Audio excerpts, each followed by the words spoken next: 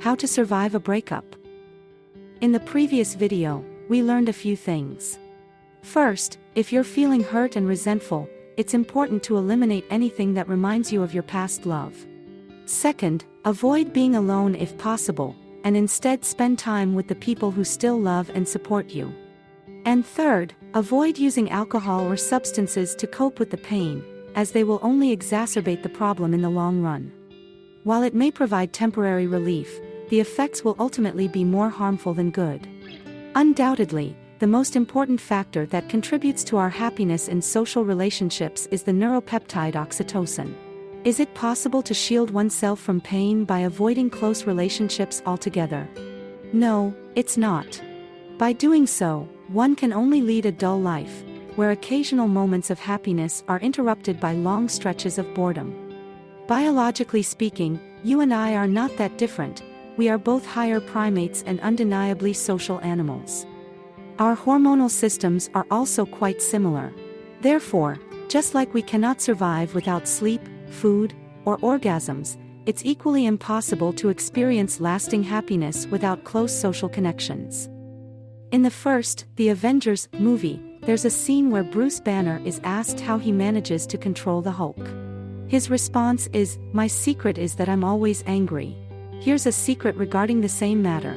Be always in a state of love, but it's not directed towards anyone in particular. You can channel this feeling towards yourself, other people, events, scents, street animals, delicious food, and good sex. You simply can't get so fixated on one person that everything else fades into the background. Imagine having a hypothetical 100% capacity for love. You could either concentrate all of it on one person or spread it out over everything in your life. Even if you're a fantastic person, it's more beneficial to go with the latter option. It works similarly to finance. The more you diversify your assets, the less risk you have of losing everything.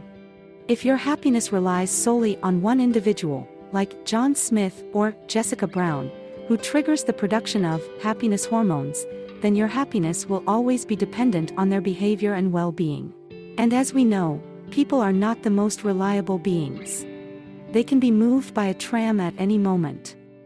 What's crucial to understand is that distributing the resource of love doesn't make you less sensual, just less sensitive. When love is consciously and intellectually processed and correctly distributed, it always multiplies and never leads to self-destruction.